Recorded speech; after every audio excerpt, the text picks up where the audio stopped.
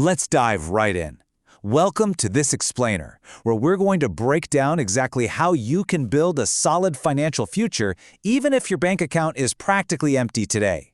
Because building wealth is absolutely possible without being born rich.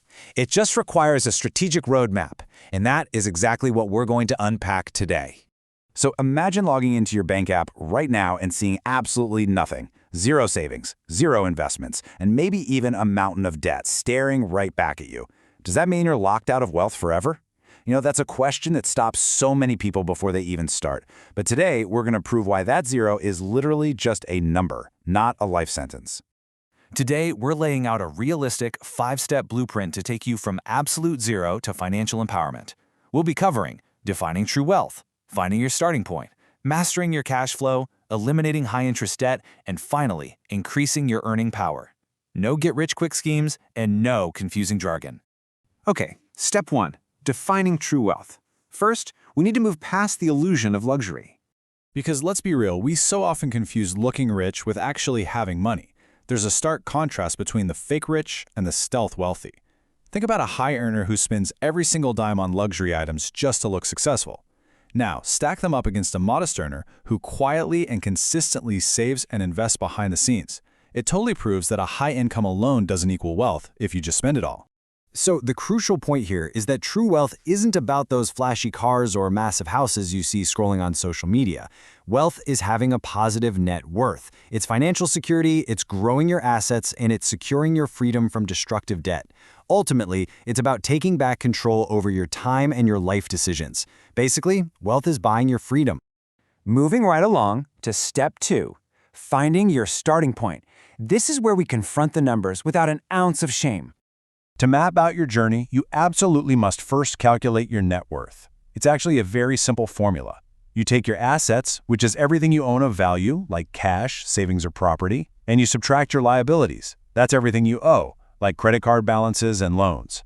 Now, if you run that calculation and the result is a giant zero or, hey, even a negative number, take a deep breath, right? Remember that this is just a starting line, not your permanent financial identity.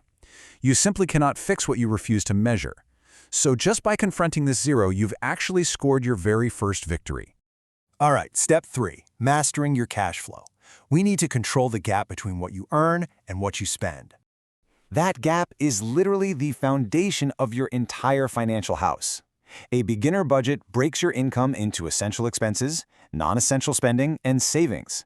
What this proves is that you really don't need extreme deprivation to build wealth. You don't have to cut out every single joy in your life. You just need intentional spending that balances your needs, your wants, and paying yourself first through savings. Once your budget is humming, you need a safety net. First, start a small beginner emergency fund. Over time, you'll want to gradually build that up to cover several months of your absolute essential expenses.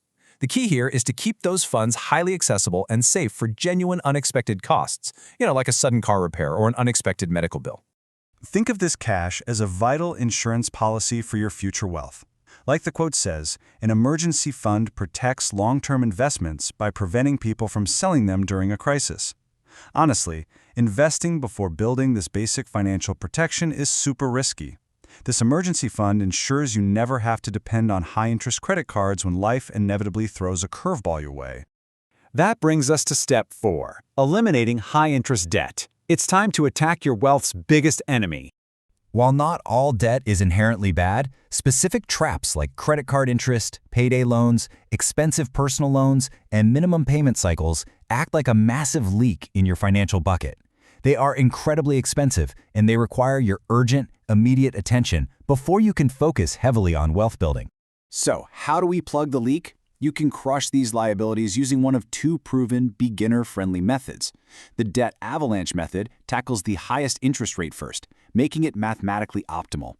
Alternatively, the debt snowball method attacks the smallest balance first, giving you quick psychological wins. Don't overthink it, just pick the one that keeps you motivated and moving forward. Okay, step 5, increasing your earning power. We are raising your financial ceiling. Frugality is amazing, but cutting expenses has a mathematical limit. Your income, on the other hand, has the potential to grow infinitely. You can radically increase your earning power right now by negotiating your current salary or strategically changing jobs. You might want to launch a realistic freelance gig or upskill by earning new professional certifications in tech, sales, or management. And here's the absolutely most important takeaway for a beginner. Heavily investing in yourself and your marketable skills will pay off much faster than obsessing over tiny stock market gains. Think about it. Earning a major raise or a promotion gives you so much more financial momentum right now than a 5% return on a tiny $50 investment. Okay, so you've controlled your spending, built an emergency shield, eliminated toxic debt, and boosted your income to build a rock-solid foundation. But that leaves us with a massive question. How do we actually multiply this cash into true financial independence? Well, in part 2 of this explainer, we are going to dive deeply into the magic of compound growth. We'll reveal the exact roadmap for beginners to start investing, look at the assets that build long-term wealth, and highlight the common mistakes that destroy progress. Until then, I want to leave you with this thought. If your net worth is exactly 0 today, what is the single, smallest intentional action you can take tomorrow to push it to $1? Think about it, and we'll see you in part 2. Hey everyone, welcome to this explainer. Today we're getting into the nuts and bolts, the actual mechanics of investing. We're going to talk about how you transition from just simply saving your money to building true long-term wealth through asset ownership. Now, if you've ever felt totally overwhelmed by financial jargon, or maybe you felt like investing is just a game for people who are already wealthy, you are exactly in the right place. We are going to break it all down, step by step, moving from foundational mindset shifts directly into actionable execution. Here is the roadmap for today's explainer. We'll start with moving from savings to assets, then look at the magic of compounding, beginner investment options, our wealth-building blueprint, how to dodge common financial traps, and finally, the psychology of wealth. Let's dive right in. Section 1. From savings to assets. Moving beyond the basics. Okay, so before we get into the heavy lifting of investing, let's do a really quick recap. You've got to have the foundation first. Knowing your current financial position, keeping a tight grip on cash flow, building up that all-important emergency fund, and wiping out any expensive, high-interest debt. But once that foundation is actually built, we have to make a massive distinction. You see, saving money creates stability, but owning productive assets, that is what gives your money the chance to actually grow. An emergency fund will protect you from a disaster for sure, but it is not going to make you wealthy. And here's a pretty harsh reality. Even a massive 6-figure salary can completely vanish if every single dollar of it gets consumed by your lifestyle. To build real wealth, your money has to go out and work for you. Which brings us to a really critical comparison. On one side, you've got your earned income. This is the money you get from trading your time. It's great, obviously, but the second you spend it, poof, it's gone forever. On the other side, we have productive assets. These are things that generate extra growth or investment income or business income entirely independent of the hours you actually clock in to work. Financially disciplined people don't just hoard cash under a mattress. They slowly but surely convert their earned income into productive assets. We're talking diversified investments, maybe starting a profitable small business, creating intellectual property, or buying carefully researched real estate. Now, assets aren't just automatically safe or profitable. You've absolutely got to do your homework, but they are literally the key to escaping that endless cycle of just trading your time for money. Moving on to Section 2. The magic of compounding. Growing your wealth exponentially. So why is time vastly more powerful than timing? Beginners often get this idea in their head that they need to wait until they're already rich to start investing. Or they sit on the sidelines trying to guess the absolute perfect, magical moment when the market isn't rock bottom. But honestly, starting early with just manageable amounts of money beats waiting around for perfect timing every single time. The earlier you begin, the more you allow the engine of compounding to just do all the heavy lifting for you. So what actually is compound growth? Simply put, it's when your investment growth starts generating its own growth. Here's a wild fact for you. Over 90% of legendary investor Warren Buffett's wealth was accumulated after his 65th birthday. No joke. And it's purely thanks to the math of compounding. Think of it like a tiny snowball rolling down a super long, snow-covered hill. At first, it just picks up a few flakes, but as it gets bigger, its surface area expands, and it grabs more and more snow with every single rotation, until, boom, it's a massive boulder. Or picture a tree dropping seeds. Those seeds grow into new trees, which drop their own seeds, and eventually you've got an entire forest. That's compounding in action. Now, for that snowball to grow or that forest to spread, you need 3 vital ingredients to be in place. First up is time.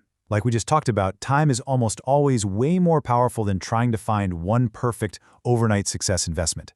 Second is consistency. You really have to keep adding to your investments on a regular basis. And third, your rate of return, which is basically how much your investments grow on average. But hey, reality check, the real world isn't a perfectly smooth ride. Things like fees, taxes, inflation, and just the unpredictable ups and downs of the market are absolutely going to affect your actual returns. And that right there is exactly why giving yourself a really long time horizon is absolutely crucial. All right, Section 3, Beginner Investment Options, where to actually put your money. Okay, so we know the why and the how, but what are the actual options for beginners? The absolute golden rule here is diversification, just spreading your money around. Dumping everything you have into one single company, one hyped-up trend, or some highly speculative asset is incredibly dangerous. Broad market index funds and ETFs, they're great because they offer built-in diversification and low fees, though yeah, you're still riding the wave of overall market volatility. Individual stocks, they offer high potential returns, but there's a massive risk if that one specific company decides to pivot to making laser discs and goes bankrupt. Then you have bonds. These are generally more stable and pay out regular income, but they do have lower growth and you've got to watch out for inflation. Real estate is an awesome tangible asset, but let's be real, it requires high upfront costs and a ton of maintenance. Retirement accounts are amazing for tax advantages, but they generally lock your money up and hit you with penalties if you withdraw early. And finally, investing in your own business or your own education usually gives you the highest personal return on investment, but it demands a massive amount of your time and effort. Just a quick disclaimer, guys, this is general financial education, not personalized financial advice, and we aren't recommending any specific securities here. But getting a grip on these categories is your very first step to building a balanced portfolio. Let's hit Section 4, the Wealth Building Blueprint, a realistic step-by-step guide. All right, now that we know our options, how do we actually put this into practice? Here is your actionable, totally realistic sequence for building wealth from zero. Step 1, stabilize your essential expenses and get that emergency savings funded. Step 2, aggressively tackle any high-interest debt you have hanging around. Step 3, always be working to improve your income and learn valuable skills. Step 4, begin your consistent, diversified investing. Step 5, as your income naturally goes up over time, increase your investment contributions instead of just instantly upgrading your lifestyle. And finally, Step 6, protect all this amazing progress with the right insurance and risk management.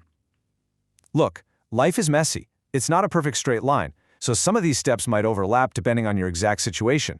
But sticking to this general sequence, it really keeps your financial behavior grounded in reality.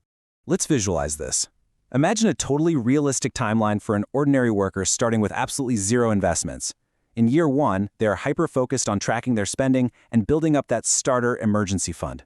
By year 2, they've used their stabilized cash flow to knock out expensive debt, and they've started learning a new higher-paying skill. Year 3 rolls around, that new skill is boosting their monthly income, and they set up automatic, regular investments. Fast forward to year 5, their income is up, but they intentionally avoid lifestyle inflation, pouring that extra cash straight into their investments. By year 10, that compounding snowball is fully rolling. Momentum is building, and their net worth is seeing serious growth. Notice what's missing from this story. There is no dramatic overnight transformation, no lucky lottery tickets. It is entirely about systems, habits, and just gradual, steady progression. Next up, Section 5, Avoiding Common Financial Traps, the mistakes that keep people poor.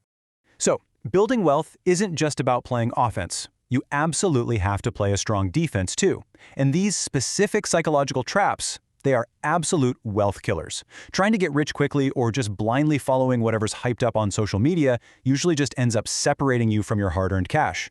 Constantly trading in and out of the market, that just racks up brutal fees and taxes. Buying fancy status symbols way too early or jacking up your spending the very second you get a raise, that literally stops compounding dead in its tracks. And ignoring high fees, that'll quietly eat away at your returns over the decades. Plus, investing without really understanding the risks often leads to panic selling the second the market takes a dip. Oh, and finally, comparing your day one progress to the highly curated highlight reel of wealthy strangers on the internet, that's just a one-way ticket to feeling totally discouraged. Don't do it. So here's the absolute core truth you need to remember. Boring consistency will almost always defeat exciting speculation over long periods of time. True investing is all about long-term ownership. You're buying a tiny piece of a productive asset and you are holding on to it. Constantly reacting to unpredictable, short-term market swings? That's not investing, guys. That's just gambling. And gambling is a massive trap. Which brings us to our final part, Section 6, the psychology of wealth, mindset and momentum. Here is the ultimate secret. All of these mechanics, all of these blueprints we've talked about, they only work if you actually possess the mental fortitude to stick with the plan. Building wealth requires profound patience. It requires delayed gratification. You need the emotional discipline to not freak out and sell everything when the market drops. It demands long-term thinking. And I want to be super honest with you here. The earliest stage is definitely the hardest, and it's going to feel painfully slow. When your snowball is tiny, you barely even notice it growing. But you've got to measure your progress against your own starting point, not anybody else's. I promise you, as your savings, your skills, your income, and those investments all start compounding together, that momentum becomes incredibly highly visible. At the end of the day, building wealth from zero isn't about scoring that one lucky investment, or having rich parents, or even landing a massive, perfect salary right out of the gate. It's about thousands of disciplined, highly focused decisions repeated over years and years. But guess what? All of those thousands of decisions, they start with just one. True wealth begins with controlling a single decision today. Deciding to save that very first dollar, making the payment to clear that first debt, starting to learn that first skill, and eventually pulling the trigger to buy that very first productive asset. I want to leave you with a final, really powerful thought to wrap up this explainer.